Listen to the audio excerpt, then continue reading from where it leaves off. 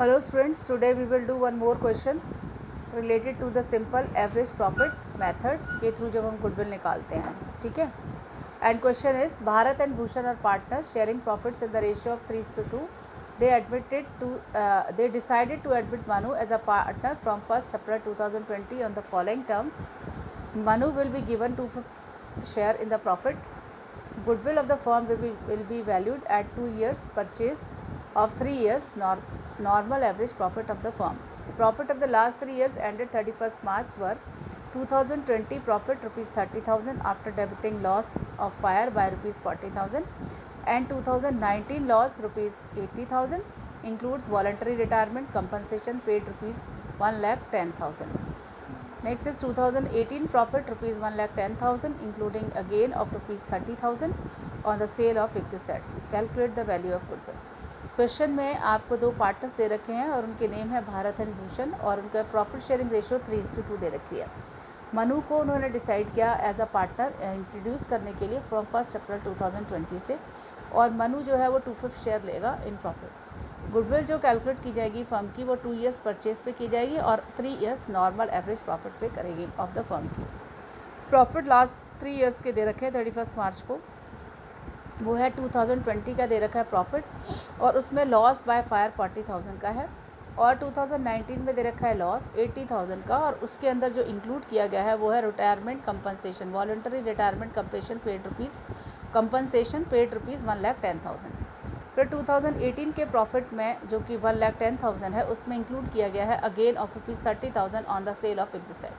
Calculate the value of goodwill. तो सबसे पहले हम जब सिंपल एवरेज प्रॉफिट मेथड के थ्रू अगर हमें कुछ एडजस्टमेंट दे रखी होती हैं तो we have to consider these adjustments. तो उन एडजस्टमेंट में सबसे पहले हम निकालेंगे 2020 का प्रॉफिट दे रखा है तो 30,000 का प्रॉफिट है और उसके अंदर लॉस बाय फायर जो है वो माइनस किया गया है. लॉस बाय फायर जो होता है वो एबनॉर्मल लॉस होता है. तो एबनॉर्मल लॉस जो होता है वो नॉर्मल नेचर का लॉस नहीं होता है, it is not a normal loss. तो अगर उसको माइनस किया गया है और नॉर्मल प्रॉफिट निकालने के लिए, क्योंकि हमें नॉर्मल कोर्स ऑफ बिजनेस में हमारा प्रॉफिट क्या होता है वो कैलकुलेट करते हैं, तो इसीलिए एबनॉर्मल थिंग्स होती हैं या नॉन रिकरिंग नेचर की कोई भी चीज़ें होती हैं और उनकी एडजस्टमेंट की जाती है तो उन्हें हमें साइड पे हटाना होता है. तो इस केस में नॉर्मल लॉस जो लॉस ऑफ फायर जो दे रखा है वो नॉर्मल लॉस है और वो माइनस कर दिया गया है, तो इसीलिए हम इसको वापस ऐड करेंगे. तो 30,000 में 40,000 लॉस बाय फायर हमने ऐड किया तो हमारा नॉर्मल बिजनेस 70,000 माना जाएगा. नॉर्मल प्रॉफिट जो है उस बिज़नेस का 70,000 माना जाएगा इस ईयर में. अब 2019 में लॉस था 80,000 का और उसमें से जो है वॉलंटरी रिटायरमेंट की जो दी गई थी वो 1,10,000 वो माइनस कर दी है. That is also non recurring nature expenditure है. तो इसीलिए हम इसको, ये लॉस है माइनस का है और फिर इसमें हम जो है वापस ऐड करेंगे तो पॉजिटिव का फिगर ज़्यादा है, नेगेटिव का छोटा है, तो आंसर आएगा 30,000 इज़ द प्रॉफिट.